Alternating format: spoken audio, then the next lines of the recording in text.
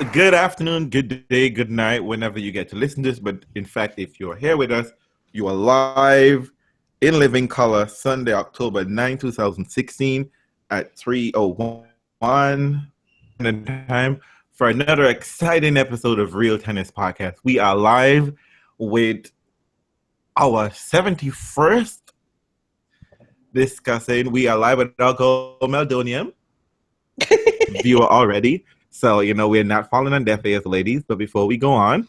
So Meldonium is a sponsor. Thank you for coming on board. And Meldonium would like you to know that whatever you want Meldonium to be, she's going to be that girl for you. You want her to be a vitamin, she's that girl for you. If you want her to be that girl. If you want her over the counter like a naughty girl, she's there for you. And let's not forget, she gives good head. Deals with headaches as well.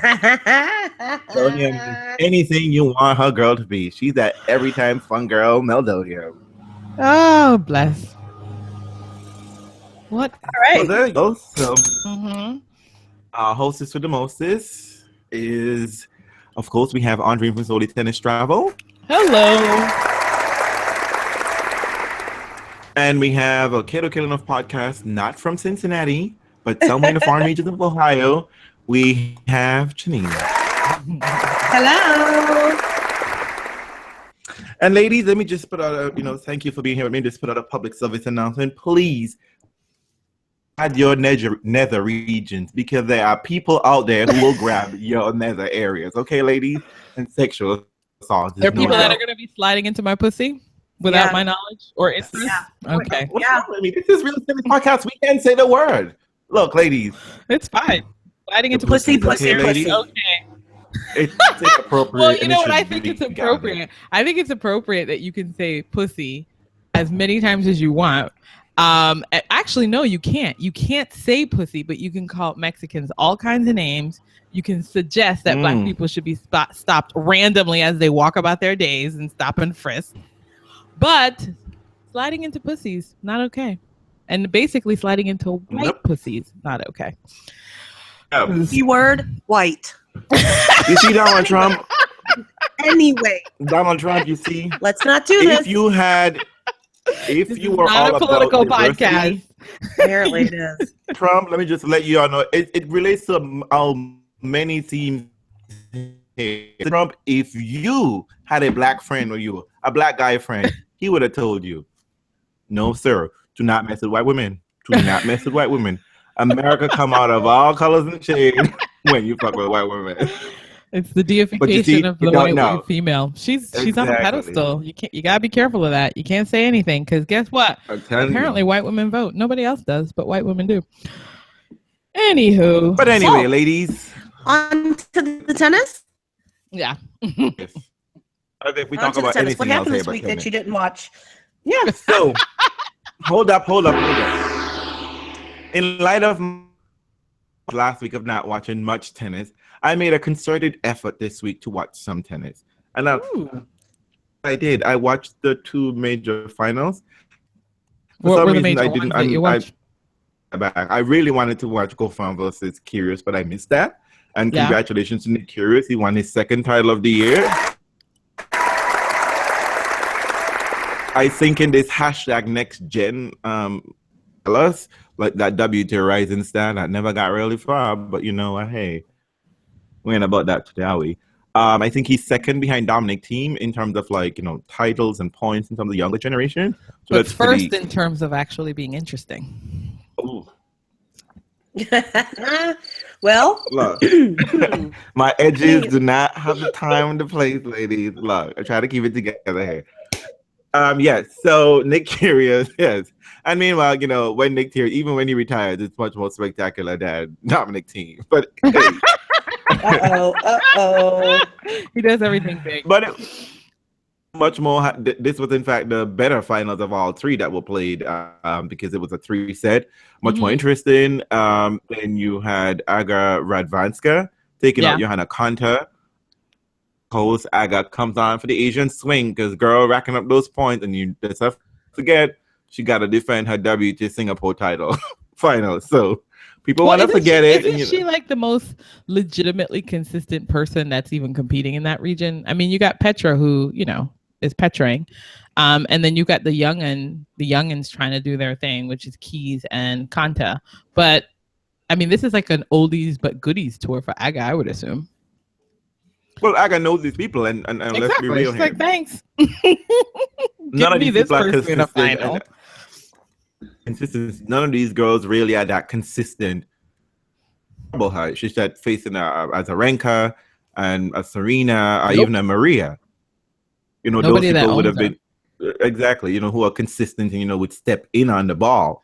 Everybody allow Aga to be like running you ragged and flail it, and then you're just waiting for that drop shot. So you're in the back, you're behind, we're behind the baseline. And then, Aga was the same thing with Kanta. Kanta definitely has weapons, but she was choosing to unload them or select them at the wrong time. So where she had the advantage, she would then make a misstep and then allow Aga to do the lob and then drop shot and whatever the case may be. She didn't have that, that instinct, I'm going for my shots kind of thing that, the bigger, more experienced players untold would do. And since Mugaroots and Petra and Kerber and Jalapeno about that life, Johanna represented for the rest of the ladies. She tried, and a big actually time in since 1984, probably I think it is in 1980s that as a British woman in the top 10. And people might want to disqualify that. For another Joe, right? Isn't there some other Joe that? Yeah, Joe Jury. Joe Jury. Which, by the way, I know she's. Yeah, but realistically, whoever thought about Joe Jury? I mean, aside from maybe folks from the UK. I mean, let's just be real. But yes, for her, I feel like that's really. And what may happen to you on a Kanta is that you're not winning titles. And I think Kanta is. We like winners. She's Australian of Hungarian parentage or something of that sort. I think she was definitely born in Australia. She does have an Australian accent, but she now is living in something. But I believe she may have a Hungarian. Could be wrong on that, but definitely she's Australian. So again, people, diversity matters. See, immigration works for you. So So and then the other finals that we had to talk about, is really. So let me say congratulations to Aga.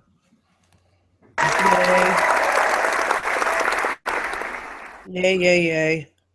Yeah, I know, but you know what? Interesting enough, there wasn't too much of that ninja talk today because it was a British commentary, so they couldn't give you that ninja clever talk bullshit. I can't believe they you were even standing watched for it. Johanna. Well, I got a podcast to run and I can't be locked. I'm not Gary Johnson, okay? I studied my homework, okay? Not Gary Johnson out here. Anyway, and in the men's final, you had Grigor Dimitrov versus Andy Murray. And,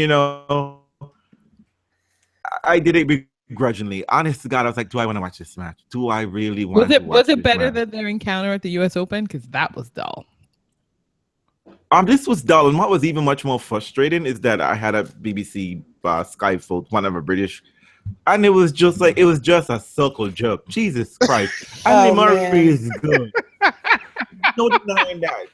Not big full good. He's not big three good. Listen, he's the best you got good right now. Leave him alone. The second coming of tennis.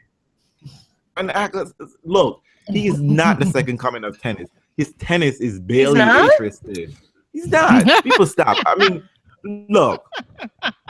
I know y'all are working this. Andy Murray's all you got. I get it. But maybe I would appreciate just a tiny bit of the Serena American journalists give to Serena. Maybe just once in a while. Just a little shade every now and again. They don't give a shit. Just pretend like he's not even there. Just come on now, people. Really? It's too much. God. I mean, sometimes I'm just like, Jesus, can I mute this shit, please? But that's the commentator. How was the match? Grigor, Gregory. Girl. I feel like Murray's out here. Murray just looking at him like, This is the kind of Federer I would like to fave. This is baby Federer. So when I do that, I mean, it was like what? Like literally, Gregor was lucky. Looking cute, interesting, 6'4", 6'4", but it really wasn't. No, it was a 30-something no? percent. Oh, it's actually, I tell a lie. Yeah. Hold up. Murray was serving for the match at 5-4, and then Gregor broke back. I love, surprisingly. That was probably the only interesting, but of course, it all happened mostly on Murray's errors. Murray got into that kind of like, oh God, I'm dying. Woe is me. Like, hey now. Working. Oh my God. Like, oh God. He didn't do that. We would think something was wrong. But the commentator is gonna tell you, like, oh, Gregor had that one post service break in the beginning of the match. Boo. Murray had break points in nearly every single service game, I believe. In fact, Murray actually, by the time Murray was serving for the match at 5-4, if I'm not mistaken, Murray had dropped 4 points on first serve throughout the entire match. Anytime. Wait up, and Murray was serving in the 30s. Yes. How's that even possible? Oh. Gregor. Well, then we gotta ask ourselves, what the hell was Rafa doing in this match with Gregor? Well, I think Rafa. somehow, Oh my God! I watched tennis. I forgot. Yes, you watched that. Rafa, I did. I did watch a little bit of that. And Rafa forgot how to play tennis. He forgot how to serve. That's what happened. Forgot how to tennis. Maybe Rafa is just used to having a friend out there on court helping him. Because apparently he got his shit together for doubles. But apparently, his singles life fucked up. Hey, Rafa, I'm all for you for threesome. I'm all with that boo-boo. It was ugly. Was it really ugly? Gregor played really well. He did, but Rafa could not fucking serve. He couldn't serve. It was that part was really ugly. Gregor didn't play shit tennis. He did not necessarily win because Rafa played so poorly, because he did play well. But Rafa, go back to the U.S. Open and find your serve from all those years ago. 2010. That's a long way to go back, girl. 2010. That 2010 Rafa serve. He's not coming back. He's not going to do that. But what happened? Was he injured? Did anybody float the injury narrative of to explain the dodgy serves? No. No, not that I'm aware of. Well, we'll have to figure out what that's about. But yeah, I mean, I feel that Gregor played so well against. But I just think there might be a mental block when it comes to Andy Murray, and I think I don't know why. Who's having a mental block against Murray? I tell you why. I have a theory. I'm gonna float it out here to you, ladies. Please, let me know if I'm crazy. And you see all the real top, the real big three, the Rafa, the Djokovic, though they may not be in that numerical order anymore. That's how people really think about it. Really. When they keep their co-workers at a distance. Y'all know Stan is getting boo-boo. You got to be 5 feet away from me at all times unless we're in a match and we're playing in doubles together. Don't position. We know that. They don't really, you don't see them being buddy-buddy. Everybody's just kind of happy to be in their company.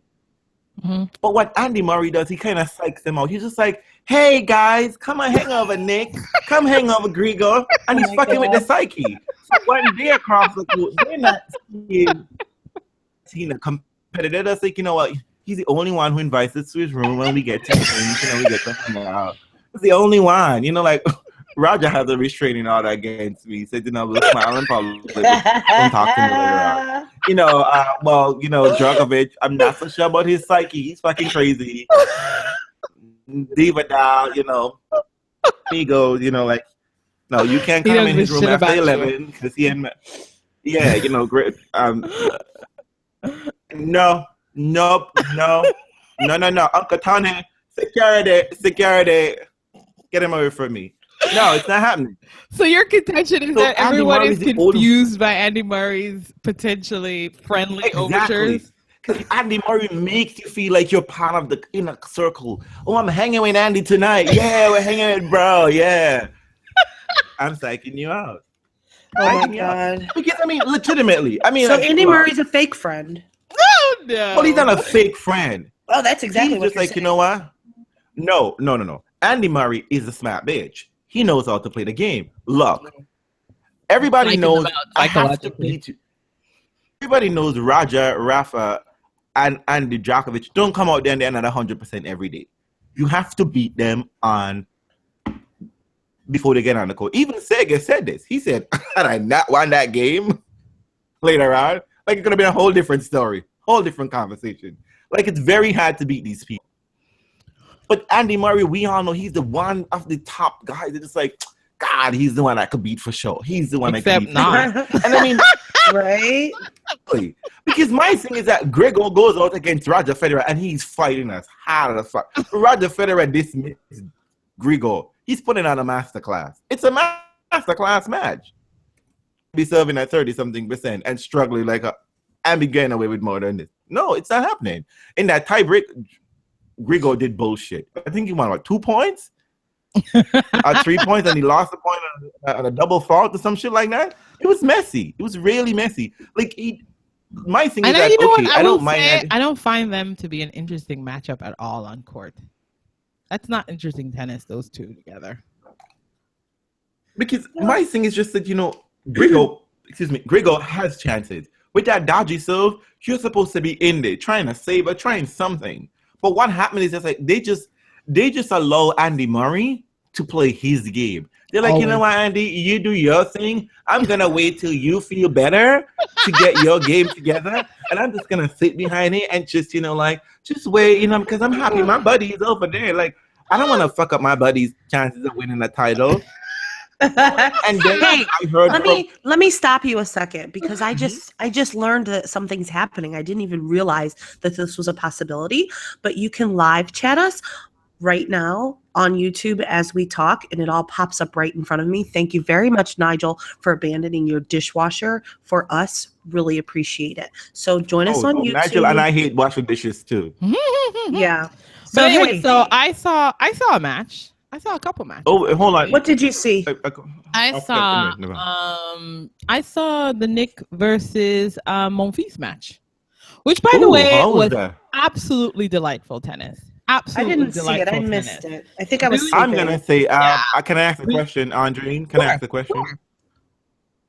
People on the court, you were getting all kind of strange. Well, listen, in your nether areas. Listen, I always get excited when I see brown people, but no, you know what was really great about it? What was really good about it is both of them had a very fair-minded attitude. They, it was clear that Nick really respected Monfils. They were really competing well. I don't think Monfils was 100% where he could have been in that match. Like I think that he just seemed a little bit more sluggish than Nick, but it was just a really fun matchup.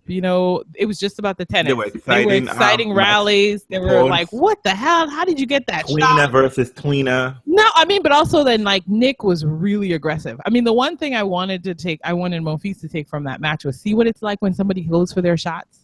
Because Nick was not, they'd have these long rallies every now and then and be really fun and cagey. But for the most part, Nick was like always trying to finish his points. He was like finishing with an aggressive shot and he served ridiculously well. And it was close. There were times when Monfils could have probably pulled out the second set because he had broken back. It was really just an exciting match. Like nothing too There's 2 tiebreakers, right? No, it wasn't the tiebreaker. No, that was the Karlovic match. Oh, okay. Yeah, Nick was returning really well. He was just right on top of Monfils' serve. I think he wasn't having problems reading Monfils' serve either. Like he seemed to anticipate really well. When he was returning on the backhand side, woo, laser. He usually got a little bit jammed up on the forehand side, but it was just a really exciting match. Like I think it was fun. It was just like chuckling. Every now and then you were laughing at some of the points. It wasn't like laughing like, oh my God, that's an exhausting point. It was more like they're having a good time out there. I was having the best time watching it. It was enjoyable. And, I didn't even mind who lost or won. I was like, ooh, that's always good tennis. It's always really good. I was like, you know what? The best person wins. No, actually I wasn't because I wasn't. I thought Nick deserved to win. Like I really did. I thought he played better than Monfils in the important moments. He really stepped up his game. And I was like, you know what? If you can do that, take it. And so I thought he and Goffin was going to have a great match because I thought Goffin was such a good returner and he was such a solid hitter of the ball. I was like, yeah. Yeah, anyway, so I actually thought Goffin was going to win. I was hoping he would actually sort of sneak it in there because, he has an outside shot of making it to the World Tour Finals. So I was like, Because it would do my heart well. Well, Raonic is injured, so maybe you never know. Well, it's so interesting that Raonic is injured because I woke up this morning and I got I had an email from the Barclays World Tour Final folks. Raonic is back, and I was like, "That's not gonna make me buy this ticket." So they didn't mean that Raonic had the back problem. No, it was so funny. I was like, they're like, Raonic is back at the World Tour Finals. I was like, wait, didn't he just withdraw from a tournament? But like I said, Raonic is like strategically injured throughout various periods of this year. So we'll see what happens. He's saving his body. Yes, Tony Andreen will be at the ATP finals this year. Yes, I am. I have tickets for Tuesday night, Wednesday night, and Saturday night. I'm not interested in anything that happens during the day. Well, okay.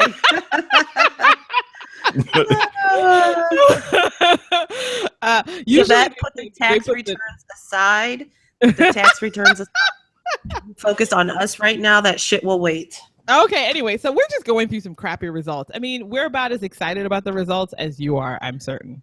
Yeah. As you can tell by the way we're delivering it. Yeah. So, do we have any more results that are significant or important? I got nothing.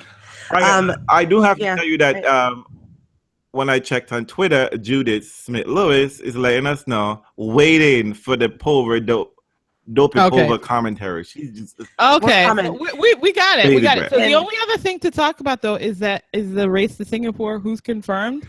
I think there are 5 slots. There's 3 left, right? Yes. Let me just say one thing. Serena was on what do you call it? Beyonce's followed, whatever, lemonade, whatever. Serena, girl, for first in a very long time, you look good, on point. The hair was on point, the eyebrows, the dress, everything. She was having more fun on her vacation than we were, okay? Exactly. No but doubt. girl, if I'm going to show up on Beyonce sing whatever, I'm going to be there for more than 10 seconds. Just saying. Hey, you know what? Beyonce ain't sharing that stage too much. Serena got about as much time as the husband, so she's doing good. But anyway, so for the tour, the top 5 qualifiers right now is Kerber, Serena, Wawrinka, Halep, and Pliskova. It looks like there's still an outside chance that Muguruza, Keys, and Konta, who are temporarily in 6, 7, and 8. I mean, there's some outside chances that things might happen. I'm not. I feel like it's. Show up, I think she'll show up. I hope she shows up in that outfit she wore on stage with Beyonce. The hair was on point. Look. Singapore needs every shot they can get. Because I'm telling Jason Reese asked, "Will Aga never not vulture?" That's her second. That's her second name. That's her middle name. How could she not? Listen, in a field such as this. This is a prime time for Aga. Imagine the tour that goes to Asia showing up at slams. Aga would have had a couple of slams by now. That's just the way it is. Yeah. Whatever. By the time you get to this part of the tour, everybody's like, I'm tired. I've already won all my slams. Aga, you do one for us. Yeah. We'll do a solid. Take one for the team. Win a title. Win all the titles in Asia, okay? We're going to be rested and be ready to take you on at the slams. So, Jason, join us in the camp of always wanting Venus to make Singapore. We're all there. We can, keep wishing on that. Listen, we're gonna have to wish on that because Venus seems to be eliminated in first and second rounds. So I don't think that's a possibility. But you know what? You know what's available for Venus? Zhuhai, right? Zhuhai. Yes. He says, I guess we'll have to settle for Zhuhai. Defending champion, girl. Defending champion in those 700 But Nigel points. says that the Zhuhai lineup is better than the Singapore lineup. So I guess we have to wait and see. I don't know. I haven't looked. I mean, Nigel. The 9 to 10ers. The 9. Anyone that's... Well, of course it is. Look who's there. Think about this. Sibylkova might make it there. Carla Suarez, your favorite. Kuznetsova could be there. Petra Kvitova could be there. It is actually a better lineup for. I don't think Venus has a chance no matter what. People have to start dying. No. She's still in the teens. For to get to Singapore? Oh, not to Singapore. We're talking No. about Zhuhai now. Zhuhai to defend the title. Yeah. Well, you guys, I'm trying to keep up with the Facebook live chat. I'm having a hard time. That's good for you. Oh. Facebook? Are you talking about Facebook or YouTube? No, on YouTube there's a live chat. Did I say Facebook? Yeah, you You did. said Oh. Facebook. Keep it Oh, well. together, Janina. I'm sorry. I'm sorry. Yeah. Honey, All right. Still Okay. drinking. So it's Are we time. ready to move on to the thing that Yes, everybody we cares are. about? And the first question is from Jason. Jason, you're very chatty today. Thank you. Do you think Maria will still grunt as loud without our girl Meldonium? She's been doing it since she was a child, Wow. right? I mean, and even though she's been taking She's been Meldonium for taking 10 Meldonium years. since she was a child. Right. True. Might flare up though. So her asthma might flare up. So maybe, just maybe, it might start sounding like Schiavone. Wheezing. Oh my God. A bit like that. Do that again. Do it again. Maybe because Do it again. Okay, that's a fair question. That's a fair question. I Yo, think the yeah, Rodney, response is that she will continue to still have that noise because she's been taking Meldonium for 10 years. Next question. Yeah. Okay. We don't have a next question. Okay. Sorry. So let's Oh. go all right. through it. Go through let's- it, Janina. Take us through it. Let's break this shit down. First of all, what was your overall impression? Let me tell you that the three of us did what we're supposed to do. We did our homework like good little school children, and we read all this shit. We read the media releases. We read the all of the Actual stupid, boring case legal case Right. proceedings. We read Maria's statement, 48 motherfucking pages long, whatever. I don't even know what that shit was about. We're not there yet, but we read it all. So bring your questions, and let's actually start with the case hearing Yeah. from Cass. Yeah. I mean, initial sense of it is like, it's amazing how a legal case can just boil down to two questions. Yeah. Is she at fault, and how significant is that fault? That is a Yep. really Right. And there's a lot of paperwork. there's a just lot to of say, paperwork to just so answer much. those two questions. So even though people have been sort of having all kinds of reactions about, does Meldonium belong on the ban list, none of those things, none Matter. of those outside questions Or were being really questioned mattered or or were being answered, even yeah. being answered or asked about here. It was basically they accepted that Meldonium was in her system, and they just wanted to figure out how much fault did she have in making sure that thing got in her system. That was it. That's all they wanted That's to know This wasn't about disputing anything that happened with in the process. WADA, Yeah, the code, nothing. Exactly. the testing of Meldonium, none of that stuff. None of those things were up for questions. So, but I think if you go to the original ITF case, some of those questions were explored, and clearly they were then pushed aside because they gave her a 2-year ban. Right. Right. And they stated why. Yeah. Answered those questions in the ITF tribunal. So it's very important to keep in mind as we go through this that this case was strictly about degree of fault. It wasn't Yeah. about, did she do it? Did she do it intentionally? Was she trying to be, what we look at as a doper, enhancing her performance? None of that is on the table. Nothing. So it's really important to keep that in mind. And my overall impression was like, this is some bullshit.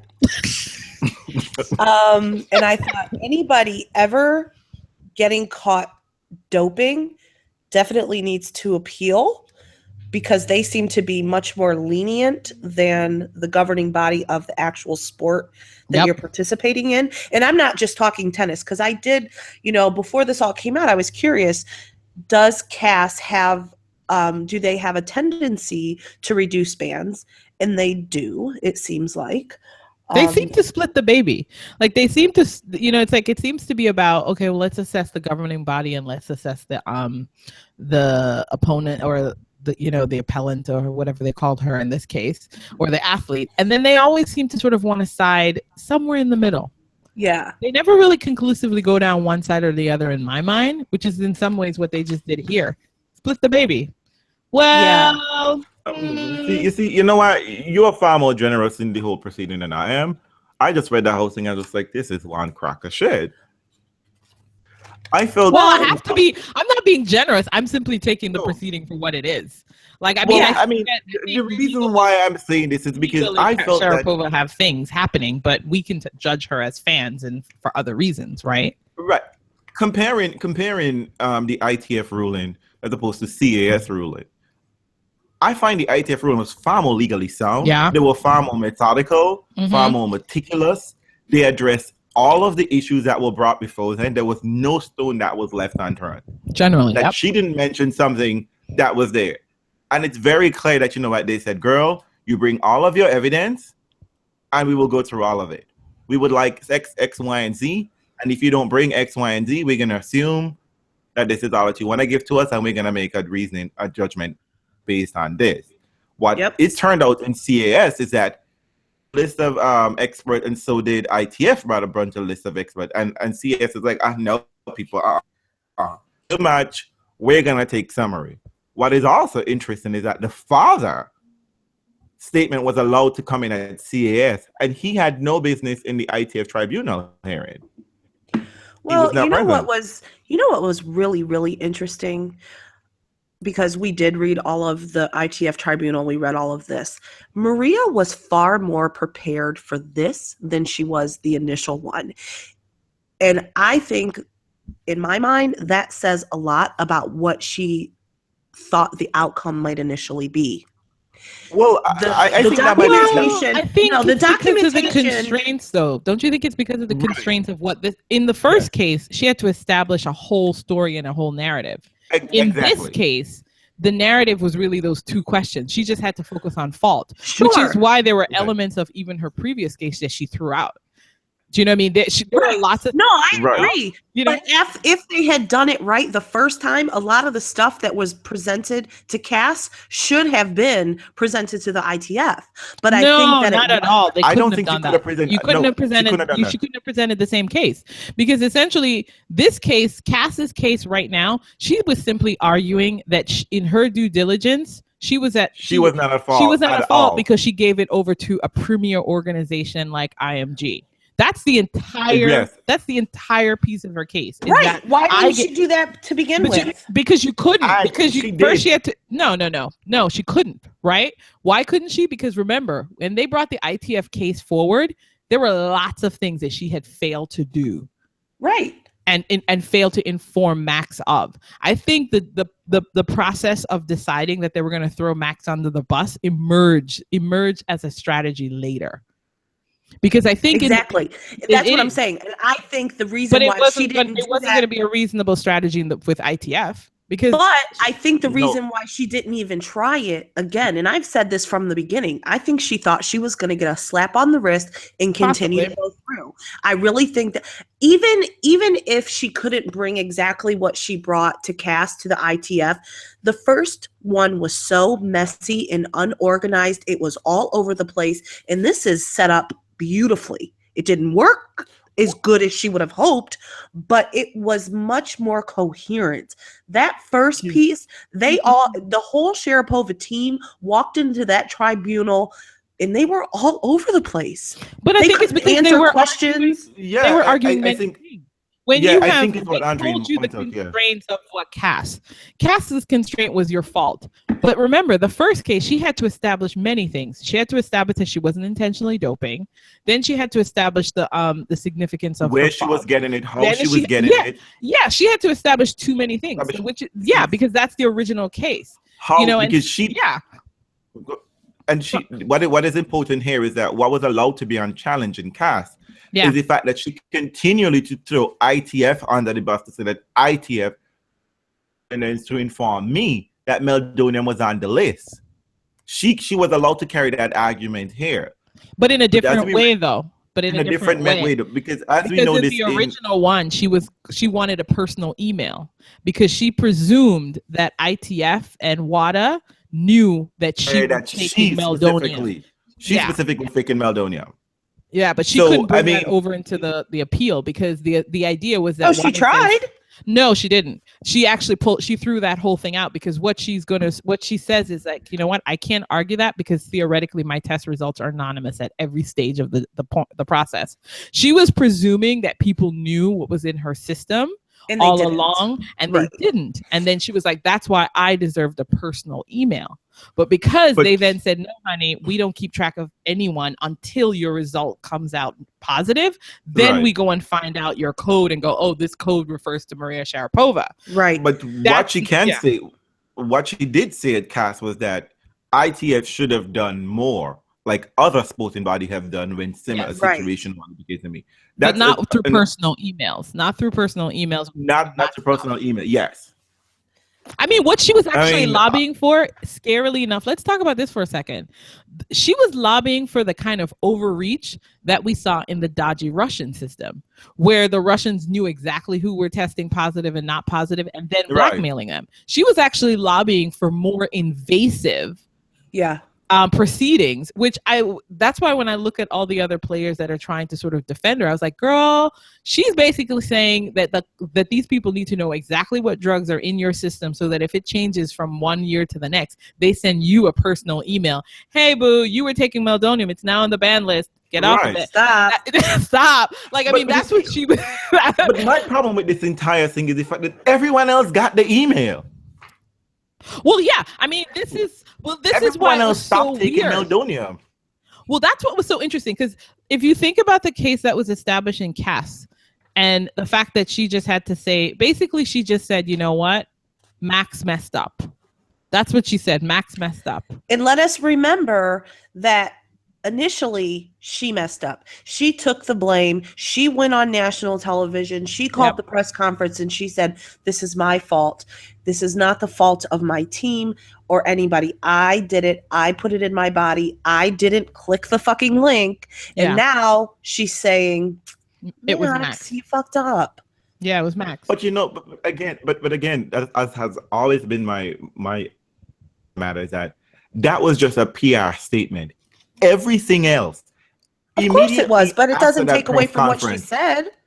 Yes, but everything after that press conference has been Maria blaming everybody else. Which makes her come out looking like a fucking idiot, because she should have kept her mouth shut from the beginning. Really. First of all, no, it does. Yeah, I think it does. Like she stood in front. She messed up. She stood in front of the world and she said, "This is on me." And now, when she didn't get the little slap on the wrist and she got the 2-year ban, and now she has to fight it. Now all of a sudden, it's everybody else's problem. It's everybody except for hers, because she put this responsibility on somebody else. But we cannot forget that her initial statement said, this is on me. I didn't check the link. I didn't read the brochure. I didn't do anything. I didn't let people know that I was taking it. This is all the stuff that she said from the beginning. And that didn't work for her. And now she has changed her story. In any other context, you know what we call this? We call it a fucking liar. Well, the other thing, though, no, because you know what? The thing is, first and foremost, if you read the water code, Maria is ultimately responsible for everything on her team. Exactly. Right? But in terms of the way she presents this case, what CAS decided was that it was reasonable for her. It was reasonable for her to assume that the responsibility of making sure that she remained dope free. It was reasonable for her to assume that an agency like IMG, with all of its resources, who was already taking responsibility for her TUEs and making sure that they submitted all sorts of other information about her to doping control, anti-doping control, that it was reasonable for her to extend that to this organization. What I find most egregious is not the Maria stuff. What I found egregious is that they accepted that an agency like IMG, with all the resources behind them, would create such a sloppy system. Mm-hmm. Why would you accept that this guy prints out a piece of paper, not medically informed, prints out a piece of paper every winter, takes it on vacation at the beach, and checks through the banned list? That just doesn't make any sense to me as a process for an organization that's worth millions of dollars, where you can hire an intern, not even an intern. You can hire like a medical profession. You can hire somebody who understands medical terms, which Max claims he doesn't understand at all. And I'm sure they have doctors on IMG staff.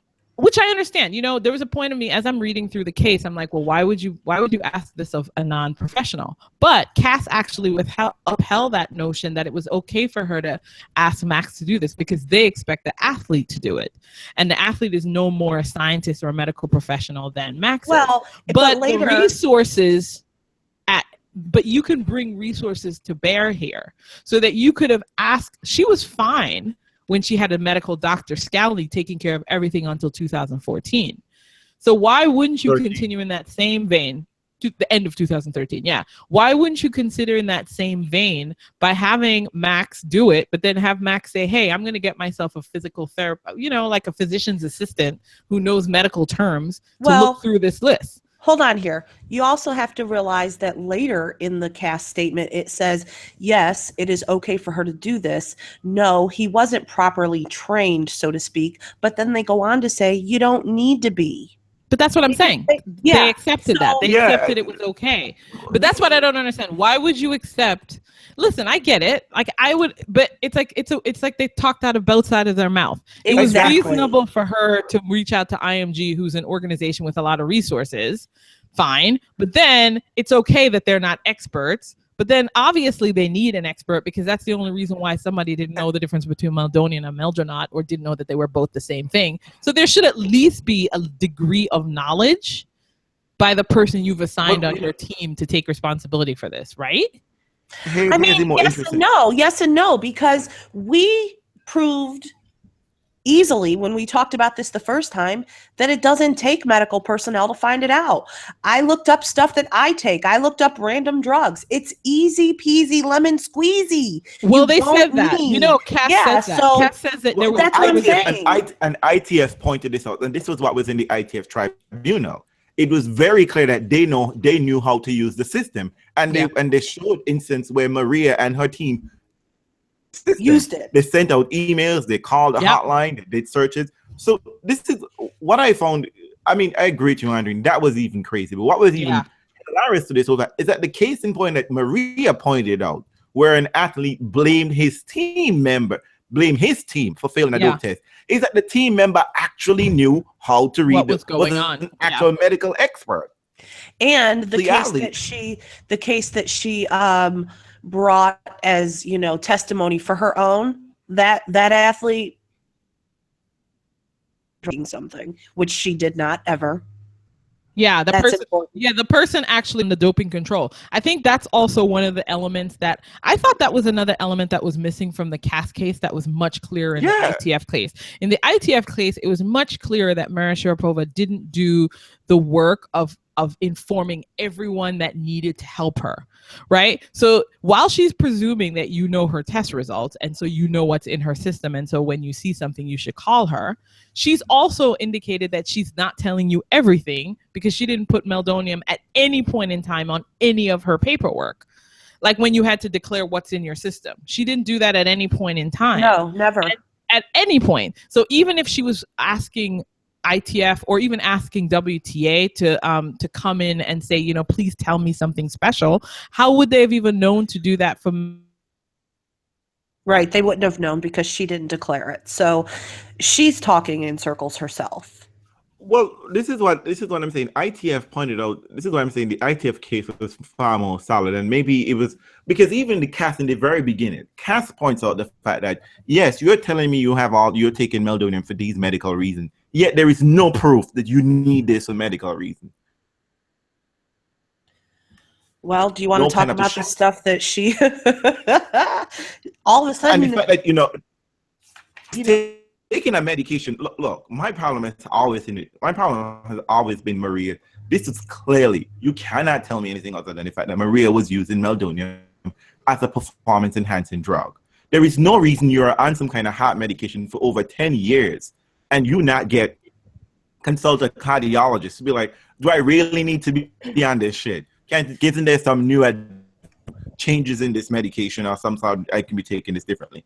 2, she was told to take this medication, that she can take this medication during a match. And the only reason why she didn't take it during a match, she just felt like the optics wouldn't have been good. had this man in 2013 or 2012 and said no longer service. But yet you continue to take a medication which is supposedly on prescription. I mean, no change. This medication far beyond what he himself had recommended. Use any prescription. Nope. Regarding this, none at all at any point. 6, you never declared this medication on any form, and you're trying to tell me you don't know how to use the form when there are forms that you actually filled out. 7, you never told anyone that you never told anyone that you were on this medication at all. The only reason why it appears that you actually informed Max, supposedly now taking over this duty, but your nutritionist didn't know, your physio didn't know, none of the doctors who treated you for shoulder surgery knew. Nobody. The only person who knew was incidentally a Russian doctor, the Olympic doctor, and who in passing, he asked you the simple question, which any reasonable doctor would ask you, taking on. It was the only time you ever choose to tell anyone was telling the doctor. Surprise, surprise, a lot of Russian athletes are on this Meldonium too. Then we have the fact that when you're actually taking this, matches of significance important, pointed out in the cast statement, she said, I was taking this under extreme exceptional conditions or something of that. She wasn't taking it for round 1. She was taking it for quarterfinals on. Girl, you are in. So you know what I mean? Like Singapore. It's like a weird. You are in Singapore taking Meldonium for extreme condition. Girl, miss me with that bullshit. Well, that's the interesting question. The interesting question is, first of all, Cass completely dismisses it as just some helpful exercise medicine. Fine. Right. So exercise medicine that you need to be taking then every match. But you're not taking this exercise medicine first round, second round, third. No. You're waiting until you get to quarterfinals. You're waiting until you get to important matches. So what does an important match have to do with whether you're going to be, you're going to need this medication for a serious condition that you have? You should be taking it every damn day then. Exactly. That was the pattern of your taking of the drug. Exactly. Let me tell you what I have a major problem with. You know, she tells us in the ITF tribunal why she's taking this, and it all sounds very generic. And then we get to the Cass hearing, and now she's got all these big words, right? She says that she's taking this with complaints regarding exercise-induced fatigue and psycho-emotional overstrain. Anybody tell me that you're not tired after you exercise? I mean, come on. This is natural. She says that she's talking about some kind of, she tells us she has borderline abnormal echocardiogram. Guess what, folks? You know what borderline abnormal means? It means the shit falls within normal range. Yeah. It means it's normal. Don't come at me with that shit, you know? And then she's got some kind of she's got pain and discomfort in the precordial region. Well, yeah, you know why? Because your muscles are tired, because you've been exercising. This is what happens to the body when you put it through lots of physical stress. Sometimes shit hurts. I mean, don't come at me with these fancy words, your mineral metabolism disorder, because you get an insufficient supply of nutrients through food. Eat, bitch, eat. I don't have time for this. I can't do it. I cannot. No, but listen, I mean, the other piece of this is just so stunning to me is that nobody is talking about. I mean, first of all, this was established as let's talk about the sequence here of from Dr. Skalny to Max.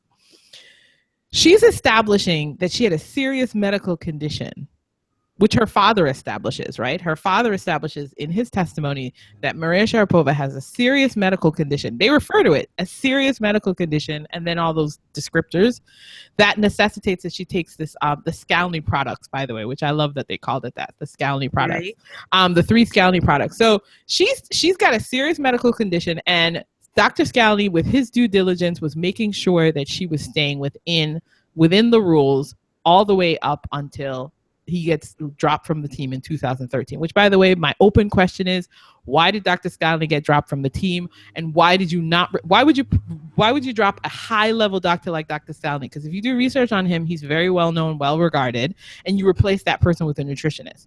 But let's be understanding about this. She has a serious medical condition. She doesn't need a doctor. Allegedly. Yeah. How is it that an athlete who has a serious medical condition with defensible drugs, which fine, they're not doping drugs, whatever you want to call them, but she does have a serious medical condition. And then she does not list any other doctor in her care beyond 2013, the end of 2013. She has no doctor in her care for a serious medical condition. The fact that people have just thrown that out the door. Thrown that out the door. She's a serious medical condition, and she's not taking care of it for the last 3 years. Never seen any doctor. She doesn't mention the serious medical condition and to the medication that she's taking for even though she's a person who's going to be.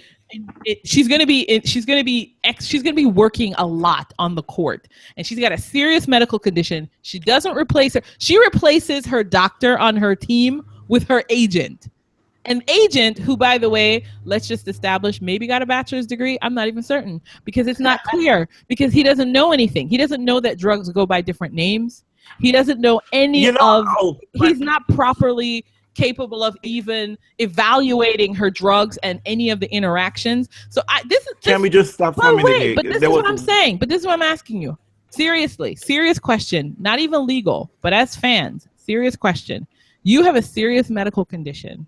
You don't have a doctor for that serious medical condition. You ask Joe Schmo agent guy to check and make sure you're okay. And then you go ahead and don't tell any single person on your team, your nutritionist, your exercise guy, nobody knows that you have a serious medical condition at all. Even better, she's telling the CAS. Not only did I hand this over to him for him to do, I gave him no instructions, including, hey, report back to me and tell me if you find anything I'm taking on that list. Because for a woman with a serious medical condition, this is a woman, listen, you got a serious medical condition, you're monitoring that stuff. And then when you tell someone, when you send Max off to do whatever he's doing, he should be coming back to you. This is what I don't understand. Like, she's completely compliant all the way up until the end of 2013. And then 2014 on, she's completely rogue. That makes no sense to me. So I think in some ways the ITF's decision was harsher because it took all of those things into consideration. All of that was presented. All of that was presented. In fact, let's be 100 here. ITF report. And the fact that she let me just point out something, people. I know for a fact, and even a 2-year-old know, there is no chemical called Advil. There's no chemical called Tylenol, okay?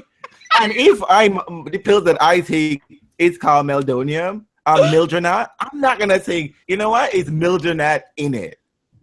You know what I mean? Like, it's the active ingredient is Mildronate, and that's a short-term word for it. Listen, ignorance of the law does not excuse you. It was ridiculous. The Cass case is ridiculous. Who are these people? More crazier is that all evidence suggests that the Meldonium box that she never produced, which we have looked at, over the counter. You can get this over a counter. Well, in the past, she was saying it was prescription. It has Meldonium written on. Do you know why she changed her story about? Do you know why she changed her story about prescription? Because in the original presentation of her case, she could not produce a prescription. Right. Like, I don't keep it. She couldn't produce a prescription, and she couldn't produce any boxes. But this is a serious medical condition. And she has gone from calling it a prescription prescribed by her medical doctor to taking an over-the-counter supplement. Hello, Maria. That was a shift. It's in Russia taking like aspirin. But did you notice that though? Did you notice that in the Cass case, there's a real casualness? Yes. There's a real casualness to the drugs now, which I'm assuming they took that casualness. They took that casualness because of all the controversy that came out about Meldronat that they then allowed her to have a very casual take on the drug? Because suddenly the drug I is very checked the list casual. this year, 2017, which is easy to do, and it came out in September 30th. People, just so you know, I tweeted it to her. due diligence for No, you. no. I'm not talking about that. No, I'm not talking about that. I'm simply saying it's just a certain casualness because of the situation around it. But I'm just letting you know that Meldronat is still on the ban list. Well, no, I mean that hasn't changed, which is why she was called doping, because it is still a banned substance. But the thing that was interesting about it was in her presentation of the case now, she has shifted from it being a serious vital drug to some sort of casual drug that now doesn't need any kind of specialty, doesn't need any kind of specialization from the doctor to talk about it. But how is it that you're taking a casual drug for a serious condition? Medical condition. Those two don't make sense to me. She now wants us to know that in Russia, 43.99% of Meldronat is used there, that all the athletes take it, that it has been put on some type of list from the Russian government that, it's the vital drug list or some shit. And she keeps, but this is what kills me about how she talks about, in Russia, everybody's doing it, basically. That's her mojo. Girl, you haven't lived in Russia in 22 years. Well, but I mean, the whole thing is, the whole characterization of the taking of Meldonium is really fascinating. The real shift from a serious medical condition to a casual drug that you could just take over the counter. Because I know that if I have a serious heart condition, I'm definitely going to be casually taking Advil and using that. I mean, it's sort of just weird. Please, to me. Continue your aspirin regime. You'll be fine. without a doctor's note, while I'm going to other doctors will be taking other medication, which can be counterintuitive to what I'm already taking, I'm not going to tell them. Yeah. Because hey, you know what? I'm on this kind of... But you know what? That's only common practice in the U.S., guys. I've seen a lot of people say it's not common practice to tell any doctor anywhere else outside of the United States what you're taking. You're supposed to go there. Well, that's why y'all fuckers are dropping like flies. Medication interaction can be very, very dangerous. Very life-threatening, even. I don't know. Well, it's interesting. They accepted that Max was qualified to check the list as much as the athlete. That's why they did that, and essentially that she completely relied on him. No, wait. Let me see if I get this right. Let me see if they qualified. They stated he was qualified to receive the task. Yes, not qualified to actually do the task. Execute the task. Nope. Because she fell short in instructing him how to do it. And there is just nothing that seemed odd that she never asked him to follow up with her to be like, hey, this might be on the list. No, I checked the list and nothing happened. Because to me, that would have been a reasonable argument. To me, it was been like, this is why I think the ITF gave her 2 years. It would have made sense to say, like, you know what? We checked the list. We saw Meldronat and not Meldonium. Yep. But which couldn't actually be true because the fact that ITF has always referred to Meldonium as Meldronat and Meldonium. Yeah, they do them interchangeably. It was always referred. Yeah. They use both. No, even on the ban list, both names were there on the box that supposedly. Well, that's why That's why they had to come up with a reason why. Yeah, she had to change the story. That's why you had to change the list. You had to change the tail. The tail is that. The tail is that she didn't see the list. So let's compare and contrast. The first time in the first ITF, what's the case? In the ITF initial case, the ITF initially said, Mac's statement is a crock of shit, and we are going to disregard it altogether. Yep. It is lies upon lies upon lies. It don't make sense. Yep. And again, and this is what I don't know. This is why I her stance and people who are supporting her. Some of y'all read that shit. And I don't understand how y'all are still towing this party line. The way in which Maria was operating her use or intake of Meldonium, it was very clear that this was a performance-enhancing drug. She believed it to have. She perceived it to be that way. Enhancing. Yeah. Problematic with underwater code. And for her to say, they were going to give her 4 years, bitch, no. They said in the beginning. They never did, actually. ITF statement, they said only thing that they were arguing basically was how culpable she was. That's what they were arguing. Yeah, because the 4 years is only on the table if they thought that she intentionally doped. They established that in the ITF case from page 1. Before they even listened to her case, they took her word that she had not intentionally doped. So it's a weird to me that she's taken this aggressive stance. You know what I mean? It's weird to me that she's taking an aggressive stance. More than 2 years. She was never going to get 4. 4 years wasn't even on the table. Well, and for her, honestly, to go on TV and say they wanted to give me 4 years. They didn't. No, they didn't, Maria. I don't know what else is saying. No, they didn't. But you know what? But we've already know she's a liar. You think they're making a scapegoat of you? Well, I didn't want to think. Well, let's keep them straight, though. Let's keep them straight. So wait, let's finish the case and then talk about the post selling of the story. Get through the case. You know, at the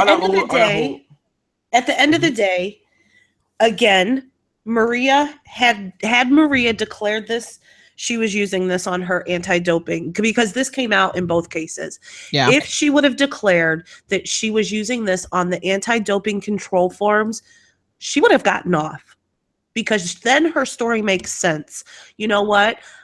I'm using it. I told you I was using it and I didn't know it was banned. If you would have told doping control that you were using it, she'd have been off. That's pretty clear in both cases. And there was did you notice at some point in time they also admitted that she attempted to use a retroactive TUE? Yes, she tried to get a TUE. But because she hadn't established she was taking this drug all along, they wouldn't give it. Didn't make sense anymore. Right. Which is weird. So that's another thing that she tried to do to make herself look better. But at the end of the day, again, this was only about the degree of fault. And the cast decision essentially was, you have to understand that there is the way that they define things. And y'all going to have to look that up on your own. Well, just actually, the thing is, in the basically the explicitly stated line 86, this was their determination. When they compared both cases, they determined in the end that Maria Sharapova's fault was not significant. There's the difference between no fault and significant. Exactly. And they found her not quite no fault, but that her fault was not significant. Yes, so if you think about that range, they chose somewhere in the middle. In the middle. Or at fault, but not significantly at fault, which is why her ban dropped. Yes. But because they declared from 24 months to 15 months. Yes. So they said, the exact wording was, for these reasons, the player's fault is greater than the minimum degree of fault, falling within no significant fault, but as noted, less than significant fault. So they reduced it, but they didn't get rid of it. So because they thought that she bore some responsibility, but yes. the reason why she didn't bear significant responsibility, which was interesting, is that they thought that her team failed her. Yes. And they essentially patted her on the back for having a team failure, which I thought was weird because usually in order for you to evaluate the fault of someone, you obviously, Max is not the one on trial, quote unquote. It's everything comes down to the player. So I did think it was weird that they thought that she wasn't significantly at fault for picking somebody who essentially led her astray and was ill-equipped to do it. You know what I mean? That didn't make sense to me. And at no point did anybody admonish Max to say, no one admonished him. Well, and no, I mean, it's really picking one for the team. Because what is interesting is because what she claims in the statement, right? She claims to cast. She claims to cast. I have lost significantly money to this thing. I've lost my career, basically, establishing my career reputation because of the ITF ruling of 2 years, and this needs to stop immediately. Oh, but and they didn't accept any of that as valid reasons. No. That was the proportionality. She was essentially saying, because I'm special on some level, because I make a lot of money, or because things are going to happen for me. So this was specifically, they said here, for the fact that a player would lose the opportunity to earn large sums of money during a period of ineligibility, or the fact that the player only has a short time left in his or her career, or the timing of the sporting calendar would not be relevant factors to be considered. And that's a rule for every athlete. Yeah, but she wanted you to take special note that's Because- why yeah. those were her extenuating circumstances. Because we all know that if Maria never makes another dime in her She'll life, be she's going to fine. end up in the poorhouse, right? Yeah, she's gonna So, really fall on yeah. hard times. Yeah. Maybe that's why she was saving money by not getting a real doctor to help her in this process. Because also the other thing we know is that from all of the people dropping these TUEs for us, is now we're slightly more educated about TUEs, and you do need a legitimate doctor to back you up. So She didn't have one. Which she didn't have. those. So therefore, she wasn't those. going to get a TUE. She couldn't. I mean, she would have to incorporate a lot more people in her team, and she didn't seem willing to do that. Yeah, she's all about clipping coupons. She's cost saving. Right. So at the end of the day, you know, Cass says that all right, statement, and you're guilty, but you're not that guilty. So, you know, whatever. You get a little bit less time. And Maria goes on to say, I won. Wait. Well, to me, I mean, part of this thing, I think she was allowed because Cass did two things, I think, here. One, Cass didn't the judgment in this ruling at all, in my opinion. I cannot find any sound legal reason as to why you think. There are a lot of opinions. Yeah, there are opinion, judgment here. And Isn't again, that what court is, though? they didn't refer. Well, they used a lot of judgments about like for example, just the judgment that Max was a reasonable choice. That doesn't make sense to me. Why would that person be a reasonable choice when they don't have a system in place? Like if you're going to ask a doctor or a person to do something, they should be able to list how they're going to maintain and make sure you're okay. So choosing Max didn't seem like a reasonable choice, but it seemed to me that they were impressed by the fact that Max was from IMG. They used that. They used the external reputation of the agency, regardless of what was going on internally, as a defense. And no one, and again, whereas in the ITF ruling, and yes, you know, you haters could go out and be like, y'all like the ITF reasoning because, you know, it gave her 2 years. Look, I don't care for Maria. I respected her at one point, but I have no respect for her after this proceeding. But what I thought was very interesting about the ITF, they referred back to the evidence. They used always the ITF, yeah. And the rules. The rules. They went back to the evidence that were at hand. They said, we were establishing this, or this is what you said. Because my thing is that, yes, to an extent, yes, it's reasonable to assume that Max would be capable of doing this. However, task. And if he had done this task so clearly, so you're telling me you have 3 years from 2013, 2014 and 2015, 2015 and 2016, Max did not do his job. Maria was unaware that Max wasn't doing his job. And that's not a red flag. So because he didn't even remember in the original ITF case, he couldn't produce paperwork to prove it. When they asked him to show his system, he could only point to something that had been done by Skalny, the real doctor, from 2003. But that's my point. But that's my point. I was saying that Cass seemed to be like, that is okay. Yeah, they didn't ask for evidence or proof of it. And that is a legitimate thing. Okay, like it's okay. Prove to me how you do this system. Yeah. But the fact that he didn't do his job for 3 years. Yep. It doesn't matter though. In a sense, it doesn't matter because the rules, the WADA rules, clearly state that an athlete is allowed to put this on their team, to be in charge of it. Yeah, but you can't pick Joe Schmo. Well, no, you can pick whoever you want, but if they fail you, they fail you.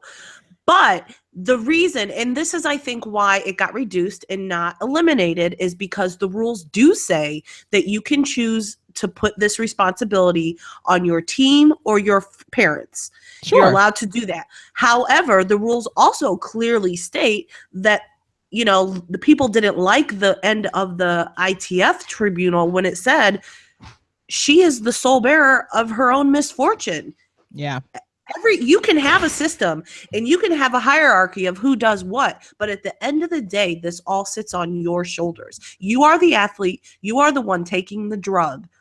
just because somebody didn't tell you something doesn't mean that you're not responsible. And but that she is didn't get punished enough. She didn't get punished for that. She was allowed a pass on failing to actually have a real system, which is why I believe she was more significantly at fault. And I do believe they should have I agree with that. They but should I'm have saying held. Yeah, but the rationale that it was reasonable for her to go to Max, even though Max didn't point out a specific system, why would you accept that in a court of law? Like, it's not even like she asked her mommy. She asked a person that is paid to do it.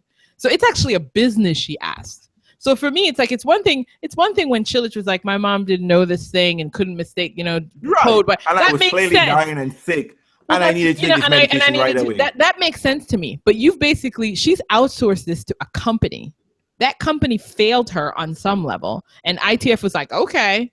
I mean, it doesn't make sense to me. Like, I mean, it's like she was significantly at fault because she wasn't actually sure what Max was doing for those 3 years.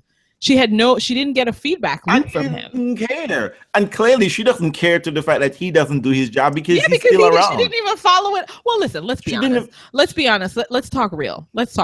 This was a decision that both of them jointly made. Of course. Max is not going to be fired because Max took one for the team. Let me be the one. It's like a parent. Let me take all the blame.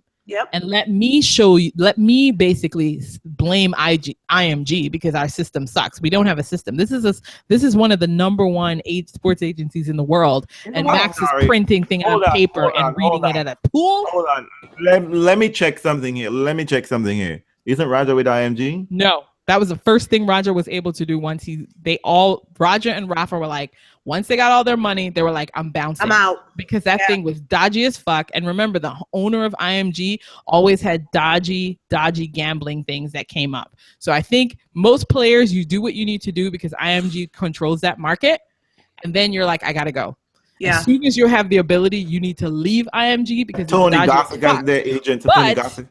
No, yeah, that's why they went to their own agents and Rafa does his own thing. But IMG controls the marketplace. So you always want to go with the big name. It is what it is, and let's be honest. Where you need to be. But also remember, IMG also owns tournaments. So because of the nature, I mean, let's also even think about this. IMG turned out to be the defendant in this case. It wasn't Maria. Yeah. In the presentation of the Cass case, just think about the repercussions of this on a larger level. It was no longer just Maria against ITF. It was now IMG against ITF. It doesn't say that, but in the presentation of the cast, that's what ended up happening. So it would seem to me that would necessarily be problematic on many levels because we know how tennis is and how insidious the relationships are. Yeah. So it'd be weird. I mean, I would have to look at all the names and all the witnesses. It would be weird because I'm guaranteeing you there would be some insidious nature of the relationship. So this idea that Maria is also floating that no one is objective or no one is, outside of the system. I was like, girl, you've benefited from being inside the system. Right. By casting this as an IMG problem, she was able to nullify her responsibility. And they allowed her to do it. Lovely Drama Girl says people used to joke that IMG stood for I am greedy. Most likely. Okay, let's move away. Let's move away from the case itself. Okay. All right. So, I mean, I have there's some questions and concerns, it's like, why did Cass rule it was reasonable to delegate drug assessment to Max sitting unqualified by the pool? This is from Pablo Brain. And he said the doctor treated her and the Russian doctor didn't. Well, Cass thought it was reasonable to disclose it to Max because Max is on par with an athlete. And they are saying that in order for you to do doping or in order for you to maintain or even like submit to the WADA code, you don't need to be a scientist. No. But that's why it was deemed reasonable that she can go to Max. Pablo is also identified that, that Maria was being treated by a shoulder doctor. Not anymore. Meldonium. You just said it's not typical. By the Russian team doctor, but yet she disclosed to him she was taking Meldonium. Yeah, the whole thing is dodgy. Yeah, who she chose to disclose Meldonium usage to was really it's strange. Me too. There wasn't a real pattern to it. I just want to point something out. You know, Maria put out this statement. I don't want to go through the whole thing. I mean, if you want, we can, but it's a bunch of shit. But I do want to point something out because this is something that has come up over and over and over again. And in the statement that Maria put out, she wants everyone to know, you know, I've had this long career and I've never failed a doping test before, which is true.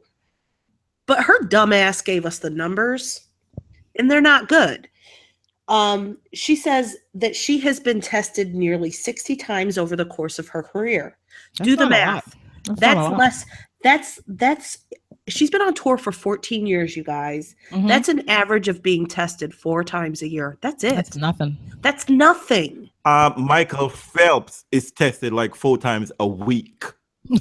Well, that's why that is a serious failure to the system, because I think honestly we've heard other tennis players say that they don't get tested a lot. You know, we heard Roger Federer say, where was it? I don't remember exactly where, that he's never been tested at a tournament that he's won Dubai. 6 times. Dubai. Like never, right? Like in certain cities, you can avoid. If you go to those cities, you won't get tested. Yeah, we've heard Murray say there needs to be more testing, but we've never had a figure.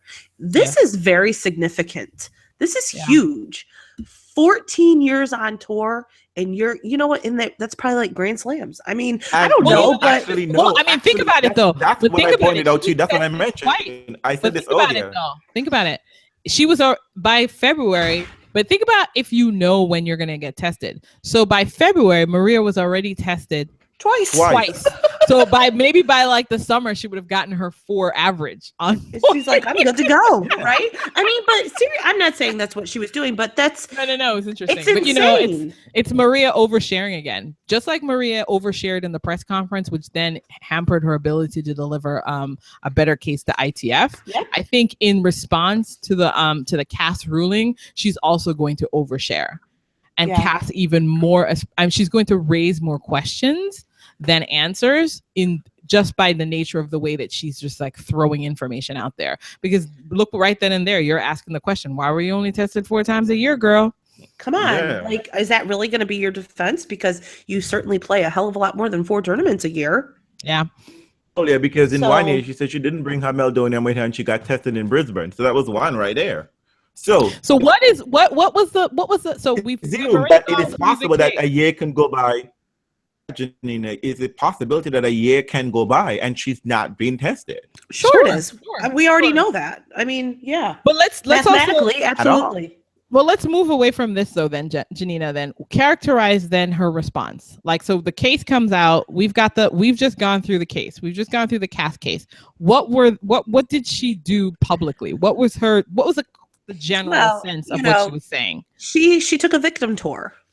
Okay. That's what she did. She went on all these talk shows, which I think Tony pointed out to me in a conversation that we had, was interesting. Like, this wasn't about so much her speaking to the fans when she went on when she went on Charlie Rose, when she went on the Today Show. This was about sponsorship. And, you know, making that money back, because the average tennis fan, I don't think you're watching I don't even know who the fuck Charlie Rose is, honestly. I don't. So very few people are watching that. Yeah. Nobody's watching that. I mean, so this, but the people who watch Charlie Rose are definitely the people who would make the decisions about sponsorship. They're older white men. White men who are controlling the marketplace. And so she was actually, and also let's just think about she was trying to do some damage control. Yeah, she was doing damage control for people like Head, you know, those kinds of people. Those are the people who watch Charlie Rose. That's his, you know, and also Charlie Rose, he's probably not going to focus that much on the intricacies of the case. Right. Charlie Rose has clearly showed us he's not too much on tennis with his conversation with Stanley. Well, sure. So, yeah. I mean, it just, you got up to be. He gave and also her, she doesn't want to get.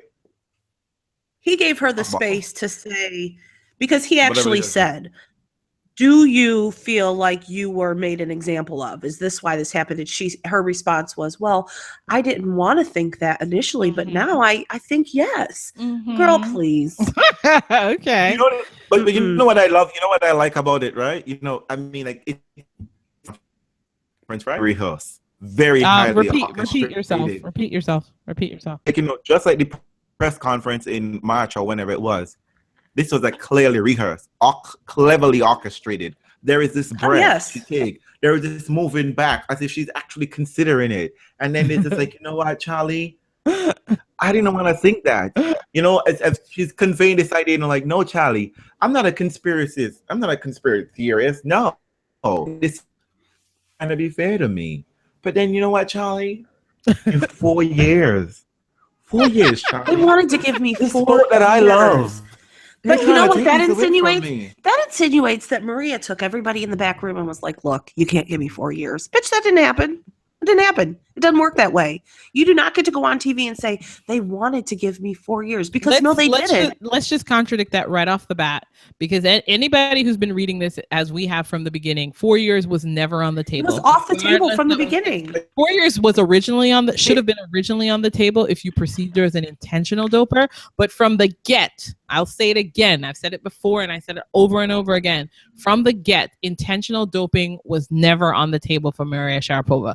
Not from the tennis pundits and not from the ITF. They established that in the first page of the case. They immediately they were not going to was not there. However, Real's reading that ITF tribunal on the fact Maria was what? Everything in that document, in the ITF document, indicate that Maria was intentionally doping. Yes, but they didn't. They didn't take it. They didn't even take it there. They didn't consider it. So the fact that she wants to play they wanted 4 years. No, they didn't, honey. They were actually they gave you the benefit of the doubt from the beginning. Yep. From the beginning, which no guilty party generally gets. Because you know what I mean? It's not like you're innocent until proven guilty. You had already admitted in your press conference that you had done it. So you had set the stage for them to perceive you as an unintentional doper. And they were willing to accept that of you. They said that. Before they even saw any paperwork, they accepted that. So quit talking about they wanted to give me 4 years. No, they didn't. So as far as I can tell, and if anybody knows differently, please let me know.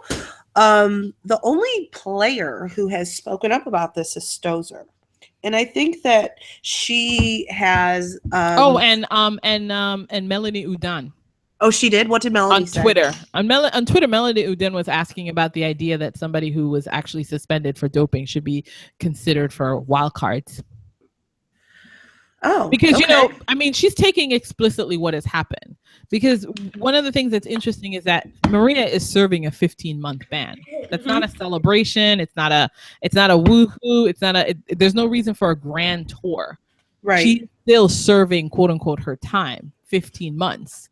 And maybe the perception is that, you know, it's going to be over soon, but she has consistently been serving a ban. She was judged at fault, whether it's heavily at fault or not. She was judged at fault. So Melanie was simply asking the question, why is she going to get any sort of favorable treatment? She's returning from a drug ban. Right.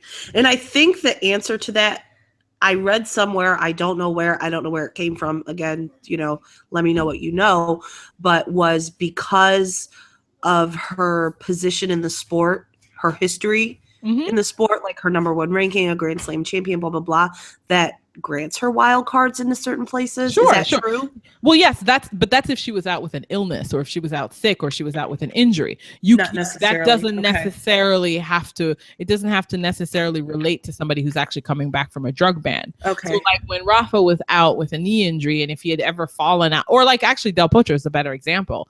Del Potro had quote unquote a legitimate reason to not be a participant in the sport. So wild cards, and let's be honest, some people even had problems with his wild cards. Wild cards could have been judged as okay for Delpo, right? But people have to ask the question. She's returning from a ban. Yeah. That's not the same thing. She intentionally play qualies, bitch. Yeah, you know what I mean? She intentionally circumvented the rules. The question is, will she be granted wild cards? The answer, of course, is she will be, because tournaments are about money, of course. So, I mean, they're not about moral codes. I'm going to float out a little theory here, okay? It's a little theory again. What's your theory? We have Steve Simon saying, you know, again, let us be clear of how auspiciously silent and the statement that WTA made during this entire procedure. You know, in the initial incident when she came out and said she was banned, they just simply regurgitated her statement. In fact, I'm sure they had an advanced copy of that statement. Sure. and they put it up on the website and then said nothing after that. They were all silent. They couldn't. WTA Insider never played on her usual podcast, stating, like, conflict of interest. She couldn't make it. She wasn't comfortable, et cetera, et cetera. Simon saying, you know what? Oh, Maria went through the process. We can't wait to have her back. Yada yada yada. Cut to several weeks ago. Steve Simon is just like, oh, we should make the sports quicker. Like, we should cut it down. Guess why? Because his girl Maria is no longer in Meldonium and she can't play three-set match anymore. Come on. That's a great right. That's a huge. Call me crazy. No, but people. I'm gonna call you crazy on that because people have been calling for that sport to shorten its shit forever. Yeah. So let's never from the head. Well, they have. They've been trying to cut it down to TV. Welcome into his fold yet again. A doper being like, girl, come back. We can't wait to have you back, girl. Well, let's not even talk about Steve Simon, because at least Steve Simon's piece was appropriate in the sense that he's like, she's gone through a process. She can come back after. Let's talk about Billie Jean King. Let's talk about Billie Jean King and Martina Navratilova inviting her while she's still on the ban. Yeah. To an exhibition match in Las Vegas, because let's be honest, she's still banned from the sport until April. The exhibition match is this fall, I think, in the winter. Yep. So, and let me just go on a mini rant with Billie Jean King. Let me just say, Billie Jean King needs to stop giving people a pass like she is the queen bee of the tour. I'm going to put a dab on you and a dab on you. She did it with Novak Djokovic earlier this year. I took him aside and had a conversation with him. So now he's no longer going to be saying weird things about the WTA. Bullshit. Stop giving these people magical passes like you are some sort of queen on the tour that says, now I've appropriately decided that this person is of good faith. Enter. That's exactly what Billie Jean King has done. You need to wait until Maria Sharapova has finished her ban before you invite her to participate in an exhibition match. I get that you want her on tour. Listen, I'm not one of those people that held hard to these doping things because I think doping is necessarily a part of sport. I'm not one of those people. So I believe you serve your time, you come back, and you get all the perks that you want to get once you return. But I'm not one to say that you should be getting these perks while you're serving your ban. Right. So I will call upon Billie Jean King that she needs to ask herself a serious question about what kind of damage she's doing to the image of the sport by welcoming somebody who's still currently banned on her special project. Yeah. Because it's all about the money. It's fine. It's about money, but you can invite her after. Invite her. Yeah. I'm sure Billie Jean is going to do stuff in the spring and the summer. Invite her. She's always doing something. Yes. And stop walking around and doling out gifts and doling out cards. I hate that. Because you know what? I didn't see this kind of response the way Desnick. I didn't. And he wasn't making the tour money. And initially, exactly, he didn't use it. Yeah. He was just transporting it, right? He was called transporting the first time around. Yeah, the first time. Right. He's a victim. And he contends, and if it's one thing I've learned from Richard Ng, which is rather interesting, is that he says, conspiracy theorists, like drug surrounding doping, the theory is true. Well, I don't know. True. Because honest to God, on a face value, Maria has not provided a legitimate reason that we can be fact proven, we can trace it and be like, okay, yes, that made some sense, whatever the case may be. A legitimate reason for what? Meldonium. But what's interesting? What's interesting is how the question of why she even needs to use Meldonium is not even a part of the conversation. They've done such a good job of like smoke and mirroring everything and calling into question WADA, ITF, all of it. By basically, they pulled a How to Get Away with Murder. Because remember the steps that Annalise points out in How to Get Away with Murder. Credit the witness. Yep. Alternate theory. What are those steps? How to get away with murder. That's exactly what they did. And so now the question is, you're not even asking, did the person get murdered? You now ask the question, did she even take Meldonium? Right. And And that's what I find hilarious about it, because Maria Piss was heavy with Meldonium because she was popping those pills. Like the day they took that blood sample, she had like 3 pills in her body. This is from that day only, and clearly she was on it. Right, didn't help her, but hey, girl, do what you can do. You know, and listen. I'm not just. I don't think this idea that Meldonium has not helped Maria Sharapova is really strange, because regardless of what you say about Meldonium, she was on it for 10 years. But besides that, and also because, you know, the interesting thing is people are like, oh, well, you know, a lot of people who are having problems with this are Serena fans and they're haters, therefore, and blah, blah, blah, blah, blah. Well, the reality is the Meldonium didn't help her in fight Serena or even beat her. What's interesting is that she did use whatever was in her system to dominate the rest of the tour. So it's interesting to see the rest of the tour not understanding that this is what helped her dominate you. You are the one. There's no reason. You are the victim here. Dude, so wearing kill, you're both exhausted. Maria's Energizer Bunny. She can still keep going. And she's Sam. Remember that, Sam? Yeah, I mean, drag your ass in that third to the French Open final. French Open, somebody in these quarterfinals, I think it was. Bageled your ass. Well, I mean, if you think about when her reputation, I mean, let's be honest, her reputation for third setters began improving immediately upon dropping Dr. Scalni, right? From 2013 on, she was a beast. So 2012, she told him in 2012 when she won French Open. She's like, she told him in 2012. Thanks. I appreciate Remember that before then, the last time Maria had won a major was 2008.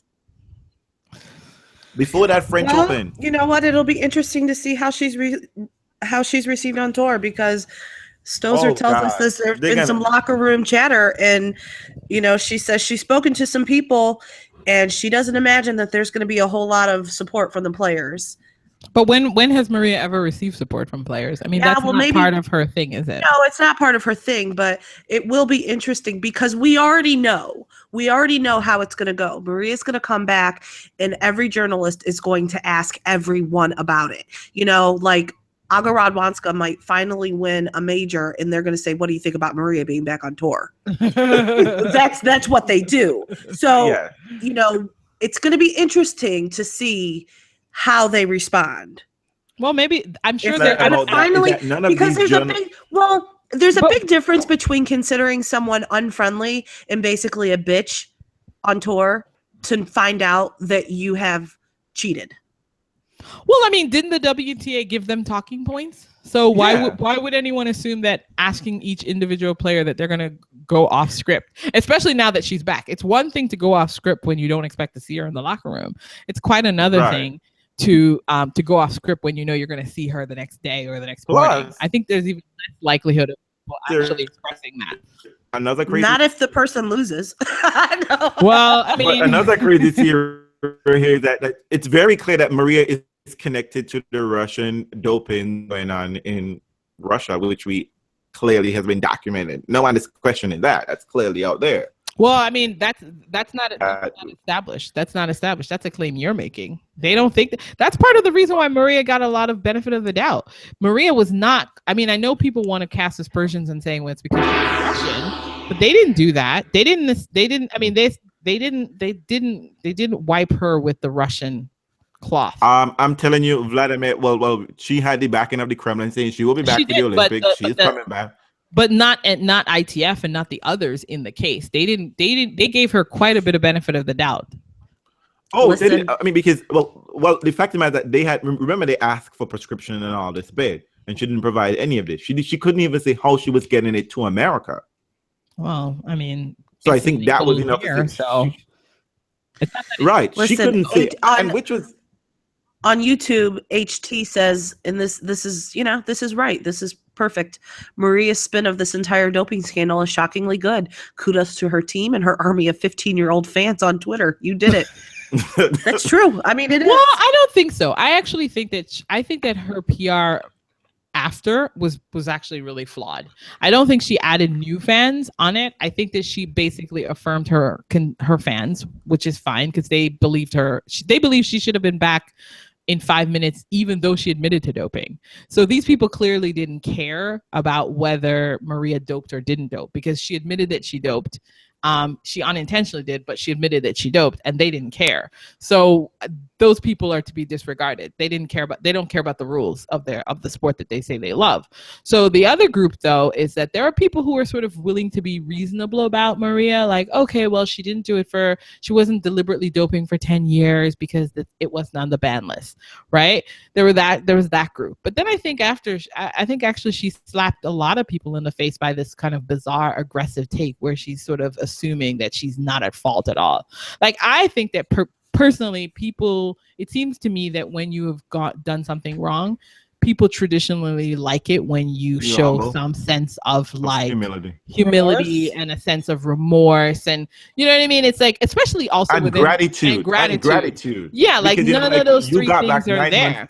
Exactly, you're 9 months closer to playing. Basically another year, basically. And you got Pablo says that Vesnina and Kuznetsova are going to be carrying her gym bags. Well, yeah, I mean, they were fine because they were supporting her. But think about it. Maria has often misstepped. I mean, it's interesting that people think she hasn't, because remember how she was doing it on Facebook, and then she immediately had to stop because her approach was so wrong. Too much. You know what I mean? And now she's come back and she did this PR blitz, and I've seen mostly negative feedback about the PR blitz. You know, yeah. I mean, it doesn't have the right tone. But it's not from, but what, Gina, you just asked a rather interesting question. You're like, it's made a statement rather. You say, the tennis media, they're going to be like hounding the other players, what they think about Maria back. But what I find interesting is about the usual gang of tennis journalists is that nobody has asked any tough question. And I just saw these same people just go after Lipchenko, and Lipchenko didn't fail a test. And she had less in her system. And she stopped. She got the memo, and she stopped taking it in 2015. And they were grilling her and was like, "Oh, why this isn't happening?" And they were trying to expose the very same silent bands that they knew were in existence. Well, I mean, let's be honest. I mean, they're going to go after somebody that doesn't have as much protection as Maria. I mean, it's fine to hold Lipchenko up to a different standard than it is to hold Maria, right? Because Lipchenko is perceived as not a darling of the sport. And you know what she did right? You know what Lipchenko did right? She kept her fucking mouth shut. When people asked her about it, she didn't say a damn word. She said, "If you want to talk to me about my tennis, I'm here." That's it. That's what she did right. She also read her emails. Yeah, because that's why she was able to have less Meldonium in her system, and then to actually, I mean, they couldn't even listen. This is the thing. Obviously, tennis wants to help you. That's the other thing that TUE revealed. Tennis will help you put all kinds of shit in your body in order for you to continue to compete. Or attempt to. I mean, they'll let you do it. I mean, yes, they'll let you do it, except if you go to a dodgy doctor like, others. Sorry, Bethany. But so I mean, the one thing that the Fancy Bears like thing revealed is that tennis will let you do practically anything you want to do. But you got to do it right. You got to do it right. You got to follow the rules. Just follow their rules. They'll let you put shit in your body you shouldn't have in there. You take all kinds of shit. You can kiss a girl with coke. Yeah. You could take steroids. You could be a functional asthmatic. I mean, I've never seen so many asthmatic people in like high performance and high endurance sports. I mean, they'll let you do whatever the hell you want. Whatever you want. Follow the rules. Follow the rules. So it's like if you get caught doping, you're actually just dumb. And that's exactly what this shows, is that she was just dumb. Like, that was it. Your system messed up. But you know what's funny? You know what's really hilarious about this? I watched something recently. Well, probably last year, regarding Carl Lewis and Ben Johnson, the infamous Ben Johnson, who won the 1988 Seoul 100-meter dash, and then was later disqualified for doping. And they interviewed everybody, and one of the interesting things that they said, and let me just put it out there, Carl Lewis was doping too. That's a provable fact. And these days you have to say provable fact, because apparently when you say fact, you have Donald Trump kind of facts involved in it. But what was interesting is that they said the very same thing. That if you are caught doping, you are stupid. And that's exactly what was revealed. Her system was stupid. That's all. Exactly. Which is, I mean, the whole thing is so bizarre to me about Maria, and the whole thing. It's just like, to me, if she had come out and just been honest, that she wouldn't, she'd probably just get a year. But it's this whole grandstanding thing that I just cannot take her seriously. I cannot take this woman seriously. I lost all sense of respect for her. No, I mean, everybody's going to be shocked, but I'm a Sharapova fan. I've never been not a Sharapova fan. Right. And I frankly was disappointed by her PR tour. I thought it was just the wrong tack to take for a casual Sharapova fan like I was, not a rabid one, but a casual one. That turned me off entirely, because I don't mind you being found at fault and then you having to listen. I was fine with Wayne O'Desnett coming back. We've had this discussion, right. On the team. I'm the one that says, dopers, just admit you're doping, take your thing, and come on back. I'm the one who says ban them fuckers for life. Exactly. So I have to say, I'm personally offended. Well, I was only interested in Wayne O'Desnet giving me the list of people who he was going to be, because I know for a fact Wayne O'Desnet is no chemist. I know. Clearly, Maria Pavlov has pointed this out to us. I think this goes with they can't make drugs. What Andreen was saying. Pablo just said, imagine the goodwill she could have generated with, I messed up and I'm grateful to be coming back. That's what she needed to do. That's not what she did. Yeah. We'll see if she changes her story yet again come April. I think she will. I think by then enough stuff will have happened, and that will be her go-to, thing. I'm sorry. I let my fans down. I let my team down, blah, blah, blah. And I'm happy to be back. I think she'll do that. She's taking a Trump-esque. I know. Situation. It's very Trumpian. Lovely Drama Girl just brought up, we did talk about this a little bit on Twitter and privately about, that there was an article published that claimed that some of the data that Fancy Bears put out didn't match. Or manipulated, yep. WADA's stuff. Mm-hmm. And yes, we did all read it. And, just like you just said, we'll never know, because WADA's not going to publish anything to show that WADA isn't going to show us anybody's TUEs to say that what Fancy Bears put out is different. That's not going to happen. But hold on, we do have to, we have to acknowledge that if someone has the capability to hack WADA, then they also have the capability of manipulating things. I think that's a given on any time that something is hacked. Actually, interesting you should mention this. I just read something today from the Daily Cost, I think it's called, where they stated that the information that was hacked from DNC was clearly manipulated as well. Similarly manipulated, because they posted two versions of the same exact two versions of the document. I think that's a given. I think we all kind of enjoy hacks on some level, because you're like, ooh, I'm getting to look at something that I was, not supposed to ever see. But you got to kind of take it all with a grain of salt. You have to assume that if someone can penetrate WADA or any, the Republican National Convention, the Democratic National Convention, the White House, whatever. If they can, they can't seem to find Donald Trump's taxes. But anyway, I know what the fuck. Weird how that happens. Crazy. But yeah, you got to kind of say, well, if they can do that, they can make it say whatever they want as well. So it is what it is, I guess. I don't know. Anything else we want to add? Well, any outstanding questions? From anyone listening?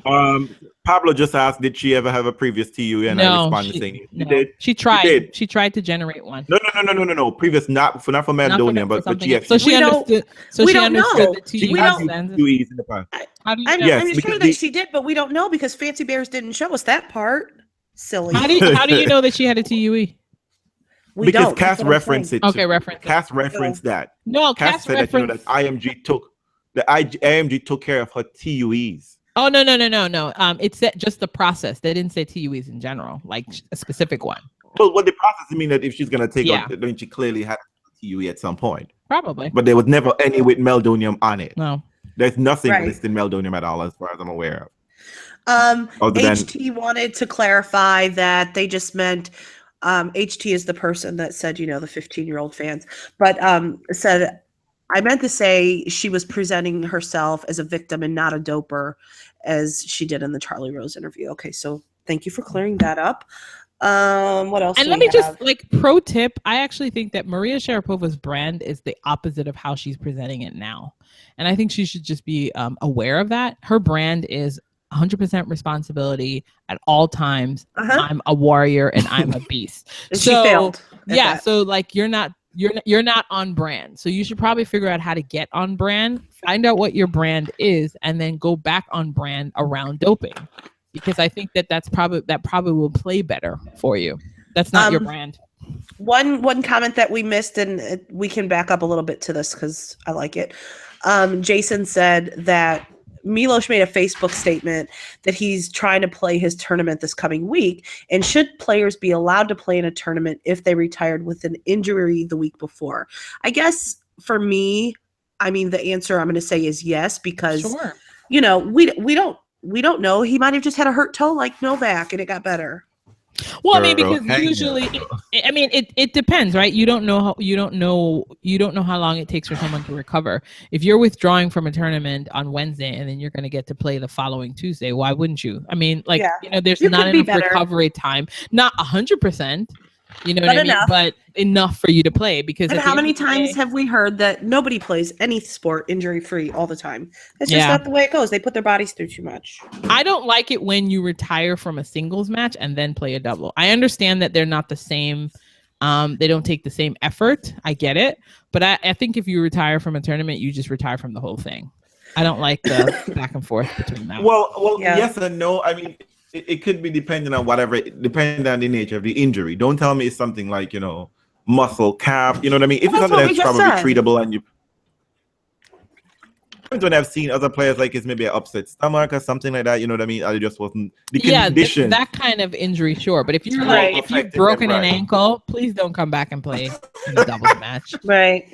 I don't understand that. Your broken ankle didn't heal in 2 hours. Look. So, money is far more guaranteed than the singles. Okay, a lot. Listen, we have one more order of business. Okay.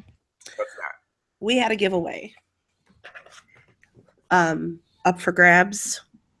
That was a bottle of U.S. Open wine. Chardonnay. Vintage from 2015. When did vintage become 2015? Same thing like when, epic matches. Same time when Andy Murray became the greatest. I have to tell you all that I'm a little bit disappointed that we didn't have more participants. I really thought y'all would go for the wine. Well, actually, I think we have a lot of you. I think a lot of it is we said you have to be in the States, but Right, whatever. exactly. There are people who were and let's be honest, who wants a bottle of Chardonnay? Big joke from Jacob's Creek. I'm sorry. I didn't get you any more at Hennessy. Actually, I tell a lie. I did get more at Hennessy, and I drank that shit all by myself. And the other good stuff that I had. What were you gonna say, Miss Janina, about it? Well, we only have 2 people who qualified for the prize. Yes, because you also didn't respond in the right way. Didn't respond in the right way. The rules were that you needed to place a comment either under our last podcast at YouTube or Podbean, or you could leave us a review on iTunes, but you had to say what was your favorite podcast thus far this year and why. Why can't I think of that guy's name? Who is it that you like to fight with, Reels? Danny. Okay, so Prodigy. Mr. Prodigy 555. Right. You are the winner. You are the winner of this fabulous. Not the winner yet. Stop it. Nah, I'm just kidding. We have another person who's in the drawing. Oh damn, my God. It's the lovely Maya. Janine, Andrea, you're not reading the rules. Andrea didn't read the rules. No, I read the rules. In the email. So, do you hear me shaking? Yeah, I do. What are you shaking? Oh. Come here. I'm going to have my son pick the paper. Pick a paper. Pick it. Open I already know who. You know nothing, Jon Snow. I know, right? I know as much as Cass does. And can you read that? Read it. I can't. Maya. Say it louder. Maya is our winner. Yay! Where's it? Hey, girl. Don't worry, Danny. I would send you a bottle of wine. And knowing that you are a homosexual just like me and that you're concerned about calories, I'm going to send you one with low-calorie wine. I kind of think that's on par with ice cream. So, Free bottle of liquor is still a free bottle of liquor. Okay, let me just say Pablo said it best. It's Jacob's Creek. Use that description wine lightly. Oh no. So just to wrap that up, my DMs are open. I don't think either of yours are. So I'm gonna ask Maya and Daniel each to DM me their full names and addresses, and we will get those shipped to you. And thank you for following the rules. Please do that as soon as possible because I can get your hold up. And I want to thank you. Yes. Oh, by the way, Janina, do you have Maya's comment up? Do I have your what? Maya's comment, because I can easily read Daniel's comment. Let me get it. You read Daniel's while I pick up my Maya's. Daniel said, Lord. You're breaking up. Start over. Sorry. Daniel said, you know what? Maybe I should read both. Yeah, read it. Yeah, you read because we love Liz. No, we love Liz. You're breaking up, so Janina's going to read it. Okay, so, okay. Shit. Unless you know what? I can. Y'all talk about something else for a second. What are we looking forward to in the coming weeks? Go. Well, there's Shanghai. It will no let me. Let me just say Nola's if you back. can Everyone's still hear me back clearly. in Shanghai. Yes. Nola's back. So the number one player is back. Yes, and he's gonna keep Andy Murray at bay so that he can continue his reign as number one. Because Andy Murray is like 1,500 points away. Mm-hmm. So if Andy Murray probably wins Shanghai and probably does really well at the World Tour Championships, it might actually be a race. We might actually have a race. I kind of want Andy to win just because we'll have a real race. We never have a race. It was in 2014. It's kind of exciting, wasn't it? It was a little bit, and then Federer got hit. Yeah. And then Milos ruined it by beating him. So. Okay, I'm ready for the comments. So Maya's comment was, nobody breaks it down like the Reels Tennis Fans podcast. The hosts are knowledgeable, entertaining, and have a great chemistry. They give you all the latest on tennis and not afraid to tackle the tough topics. There's never a dull moment with RTF. It's engaging, full of laughs, and no sugarcoating. Grown folks tennis. Yes. Her favorite episode was number 62. Number 62, celebrating Serena's 22nd Grand Slam title. Oh, yeah, that was fun. That was her comment. And Daniels said, Lord. He said, number one, I love to see the dynamic between you three. Pure entertainment. 2, okay, my favorite podcast thus far is probably number 62 after Wimbledon. Reels and Janina had me hollering in the first 30 minutes of the podcast. So many quotables. Men are always fucking shit up. You're not having anything I'm trying to say. Maybe I should just go. Reels and Janina sparring throughout was so much fun. 3, Federer did choke. Thank you, Daniel. There's really no other way to say it. These double faults are inexcusable. Get the fucking ball in play at the very least. 4, Raonic was talking mad shit before the match with Fed. He was very confident. Therefore, his performance in the final is also inexcusable. Many people will play well and win their first Grand Slam in their first Slam final. No excuse. He's trash. ATP 250. That shade was lethal. Loved the podcast, maybe because finally the real Serena showed up for a final. Granted, her return to serve was off. Love what you all do. I'm sure you finished that bottle you opened, Reels. Yes, I did. Wow. I don't have a bottle cork, so any bottle I open, I technically have to drink it unless it's screw cap. Oh, Lord. This is your excuse and you're sticking by it. This is great. Yeah. I'm just saying. I need yes. Yay, Daniel. Thank you. And you know, we continue to appreciate reviews, good and bad. We really love all of the feedback. So if you missed the chance to do it this time around, please do so again. YouTube, Podbeam, and iTunes. We always want to hear what you have to say. Yeah. And chuck in some ideas for things that you'd like to see in the last episode of the year whenever we figure out that one.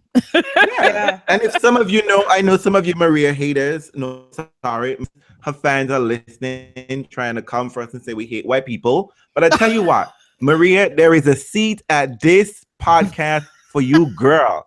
And Meldonium is here for you, whether you want it over the counter, whether you want it as a vitamin, you want it as a hot medication, or as aspirin. For you, Meldonium, sick girl. Come on in to a little tete-a-tete. I won't send you an email, as you know, girl. So I'm just putting it out on the media. Text it. We'll send it to Max because he seems to tweet a lot.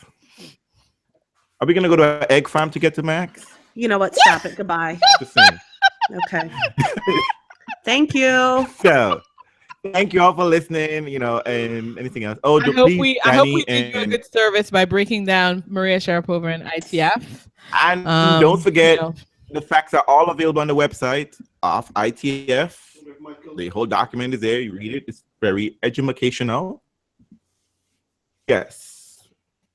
And good night, ladies. Good night. Nope. Bye.